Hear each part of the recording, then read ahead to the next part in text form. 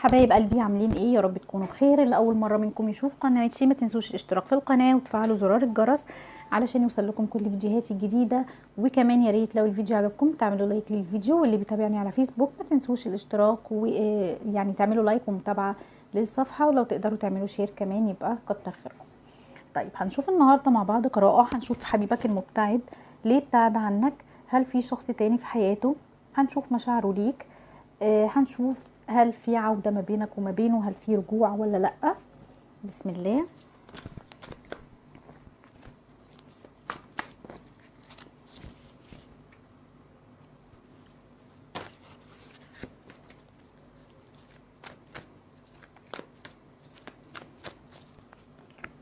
هنبتدي مع بعض. اسفة لو صوتي بس متغير، معلش.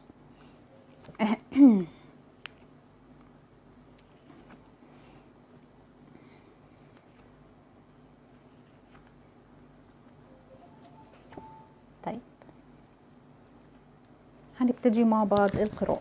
طيب بداية كده انا شايفاك اللي انت بتفكر في الشخص ده بصورة كبيرة جدا، شاغل بالك، شاغل تفكيرك، شايف ان هو توأم روحك، شايف ان هو الحب الاول في حياتك، حاسس ان هو كل حاجة بالنسبة لك، حاسس ان هو حبيبك الاول والاخير او نصك التاني او سول ميت بالنسبة لك. شايفاك اللي انت عندك احساس قوي جدا ان بعده عنك بسبب تدخل حد ما بينك وما بينه، يعني الاهل او الظروف او طرف ثالث. ولكن رغم كده انت بتحبه جدا، وفي ذكريات كبيرة جدا ما بينك وما بينه، وفي اوقات حلوة جدا ما بينك وما بينه دايما بتتذكرها ودايما بتفكر فيها. طيب انت عندك احساس ان بعده عنك بسبب طرف ثالث او بسبب تدخل حد ما بينك وما بينه، وبالفعل انت شكك في محله. شايفة ان البعد والجفاء اللي ما بينك وما بينه حصل بسبب تدخل حد في العلاقة. شايفاك ان انت عايش في صراع ما بينك وما بين نفسك، يا ترى هيرجع لك ولا مش هيرجع لك، مش عارف. حاسس ان هو بعيد عنك قوي، في حد واخده منك، في اختلافات ما بينك وما بينه، ممكن يكون اختلافات في السن، اختلافات في الجنسية، اختلافات في الديانة، في العادات والتقاليد، في الوضع المادي، الوضع الاجتماعي، الوضع الثقافي، في حاجات يعني منعاه عنك او بعداه عنك. زي ما قلت لك انا شايفاك ان انت دايما قاعد بتتذكر الذكريات وبتفكر في الذكريات اللي كانت ما بينك وما بينه. شايفاك بتفكر بقلبك، قلبك هو اللي بيفكر في العلاقة دي، لكن لما بتقعد تفكر بعقلك، عقلك بيرفض العلاقة دي وبيقول مش ممكن الشخص ده يرجع لك، او مش ممكن يكون العلاقة دي ترجع زي الاول. علشان كده بقولك انت عايش في صراع، عايش في صراع ما بين قلبك وما بين عقلك. قلبك بيقول ممكن في يوم من الايام نكون لبعض ونكون مع بعض، لكن عقلك شايف ان هو مستحيل، او شايف ان الوضع هيكون صعب او مش من السهل ان انتوا ترجعوا لبعض. لان زي ما بقولك انتوا مشكلتكم ان في اطراف متدخله.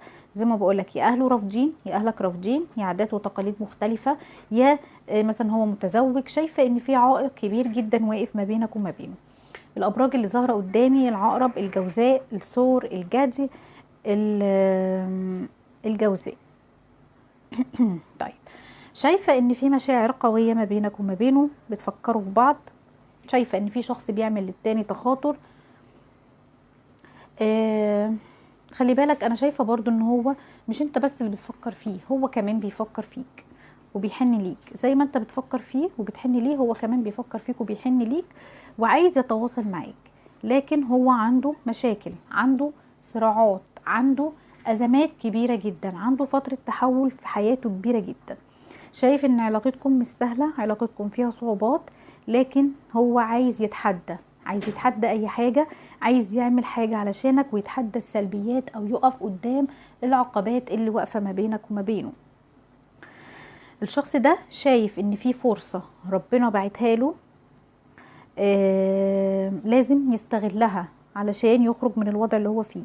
شايفاه ان هو ناوي ان هو يهتم بيك، يديلك الحب اللي انت محتاجه، لان هو عارف ان انت اديت له كتير قوي وعملت علشانه كتير قوي، ومش قادر ينسى المشاعر الحلوة اللي عاشها معاك والاوقات الحلوة والذكريات الحلوة اللي كانت ما بينك وما بينه. تمام. شايفة ان ربنا بعت له فرصة علشان يبتدي بداية جديدة، لان هو عايز يتخلى عن كل المشاكل اللي بتواجهه، لان هو حس ان هو في دوامة، مش مرتاح، مش عارف يعيش، وعايز يبتدي بداية جديدة. طيب انا شايفاك ان انت شخص برضو شخص طموح، شخص عندك هدف، دايما بتعرف توصل لهدفك. طيب عايزة اسحب كروت تاني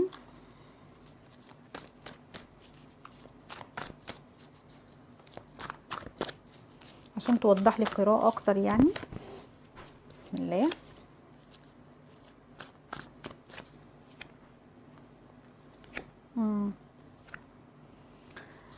اوكي، في اختلافات كبيرة ما بينك وما بينه، في عوائق هو ابتعد عنك لان في اختلافات كبيرة ما بينك وما بينه.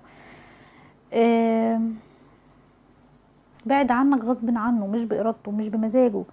دايما بيفكر فيك وخايف ان هو يخسرك، بس للأسف طول الوقت حاسس ان الظروف اقوى منه، شايف نفسه اضعف من الظروف او العوائق اللي ما بينكم. كمان هو خايف ياخد قرار، خايف من الفشل، خايف القرار اللي هياخده هيكون غلط او هيترتب عليه بعد كده فشل، او هيترتب عليه بعد كده مشاكل، فخايف برضو ان هو يتخذ القرار. كمان شايفاه ان هو شخص مش قادر يواجه، شايفاه كان محطوط في موقف صعب ومش قادر يواجه، فقرر ان هو يبعد عنك، اخذ القرار السهل ان هو يبعد عنك. طيب هنشوف طيب مع بعض هل في عودة وايه القادم ما بينكم.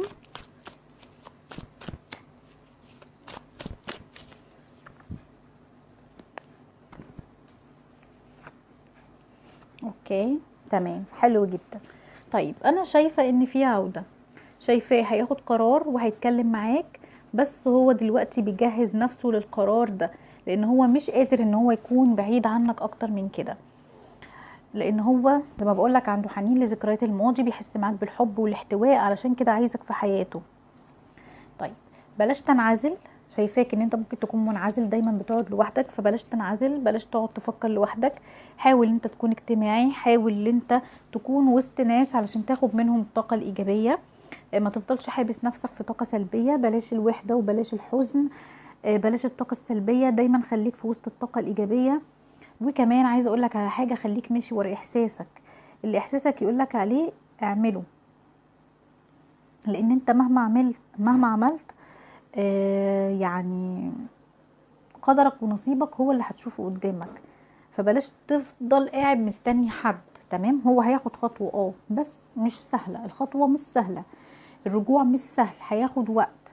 تمام، شايفه ان في كروت ايجابيه، شايفه ان في طاقات ايجابيه، لكن حاول برضو ان انت تعمل حاجه، ما تفضلش طول الوقت حاطط ايدك على خدك وقاعد مستني، لا، اسعد نفسك، اعمل حاجه، خليك وسط ناس، اشتغل، اجتهد، اعمل صداقات، اعمل علاقات، ما تنعزلش، ما تفضلش قاعد بتبكي على اللبن المسكوب وتستنى منه مكالمه او تستنى منه رساله، لان وضعكم صعب، العلاقه معقده، فيها اختلافات، فيها اطراف، فيها مشاكل كتير، وزي ما قلت لك هو شخص حاسس نفسه ضعيف، خايف ياخد قرار، خايف يغلط. تمام، ف اشتغل على نفسك، بلاش اللي انت تفضل مستسلم للطاقة السلبية او مستسلم للامر الواقع، شوف حياتك، عيش حياتك، ورجع مرجعش خلاص، مش نهاية الكون ولا نهاية الدنيا. انا عارفة اللي انت بتحبه وان عندك طاقة حب شديدة جدا ليه، لكن مش هينفع ان انت تفضل قاعد منعزل وسايب الدنيا وسايب حياتك وقاعد ان انت مستني مكالمة او مستني منه رسالة. تمام، فان شاء الله باذن الله ربنا يسعدكم حبايب قلبي وكل الخير ليكم. اتمنى يا رب تكون قراءة النهاردة عجبتكم، ويا ريت بقى لو الفيديو عجبكم ما تنسونيش في لايك وشير وكومنت حلو. باي باي.